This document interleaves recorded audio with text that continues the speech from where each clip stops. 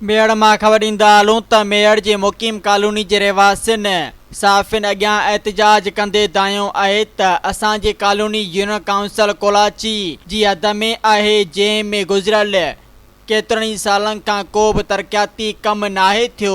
Colony वासियुनि वधीक चयो त सॼे शहर में तक़रीबन पेवर ब्लॉक लॻाया विया आहिनि, पर यूनियन काउंसिल कोलाची जे चेयरमैन अब्दुल रशीद कोलाची जी नाइली ऐं करप्शन जे करे असांजी कॉलोनी में अॼु ॾींहं ताईं को बि तरक़ियाती कम समेत का बि बुनियादी सहूलियत नाहे ॾिनी वई, जंहिं करे बरसाति पवण सबबि गंदी नालियुनि जो पाणी असांजे घरनि में दाख़िल थींदो आहे, जेको असां मुक़ीम कॉलोनी वासी पंहिंजी मदद पाण घरनि मां कढंदा आहियूं। मुक़ीम कॉलोनी जे रहवासियुनि एहतजाज कंदे नेब समेत आला इख्तियारनि खां मुतालबो कयो आहे त यूसी कोलाची